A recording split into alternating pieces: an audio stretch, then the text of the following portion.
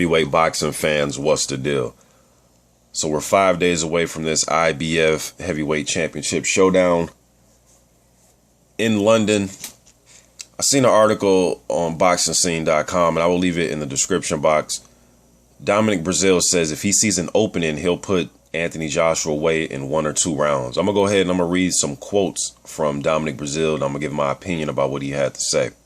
He says, I plan on putting on some extreme pressure and taking Joshua to places he's never been. We'll find out on Saturday night if he can handle it. I want him to feel uncomfortable at all times in the fight, every second of every round. Yes, he's got rid of a lot of guys in the early rounds, but he hasn't been taken into deep waters.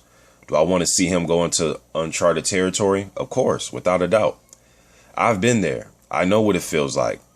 I've done it several times now. At the same time, I'm not going to let an opportunity pass me. If I see something, I can take it in the first, second round. I'll definitely going to get him out of there.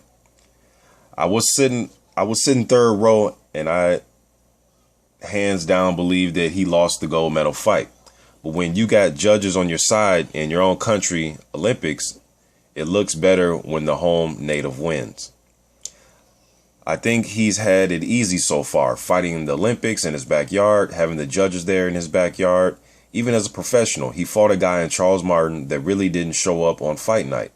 Charles himself had an easy road and path to the title with the whole slip and fall against Glasgow. I think Joshua's thinking of me as a stepping stone, and he's going to be sorry about that. He's just wrong. He's fighting a guy at 6'7", 255 pounds that brings the pressure in a great pace from round one or from round to round. I'm one of those guys that take a shot. I might work some defense or I might work a strong jab. Either way, I'm going to make it a fight. All of my opponents have been in deep trouble against me, and I don't think Joshua is going to come shy of that as well.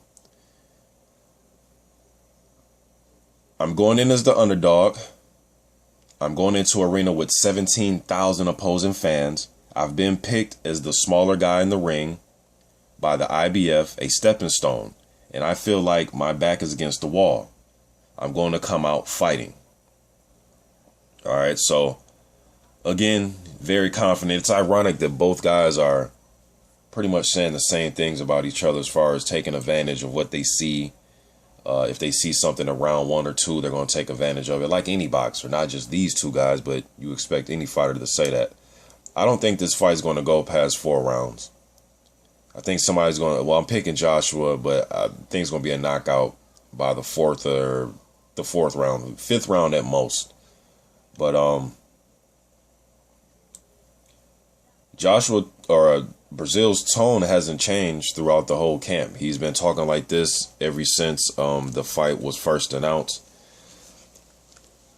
Will he bring Joshua into the deep waters? I'm not sure, because I don't think the fight's going to last that long. But if he does, it's going to be curious to see how both of these guys fight.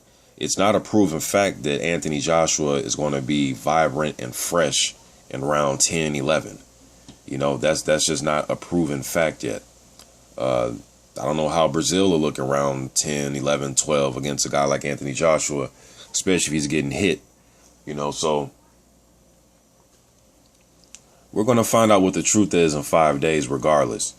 I'm curious to see this extreme pressure he says he's going to apply. You know, I watched a Mansour fight, and although the first round he was, you know, it wasn't like he wasn't aggressive, but it looked like Mansour was the one applying the pressure, and he had to react.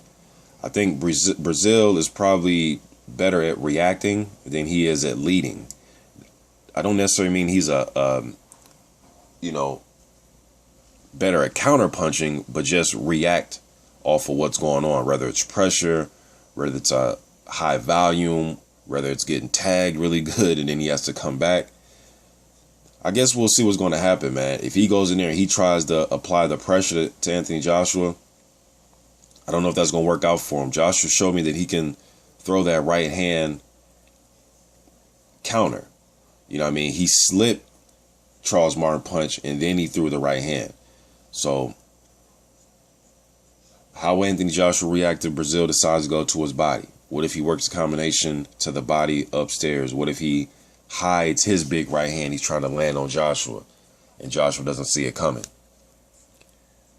A lot of variables going into this fight, man. I still got Anthony Joshua no matter what Dominic Breazeale says. If he goes out and proves me wrong, then hey, he proves me wrong. He won't be the first guy that has proven me wrong in fights. You know, so I'm just getting this out there. Anything that these guys say that's on one of these websites, I'm going to just make videos about it, hype this fight up even more than it's already been.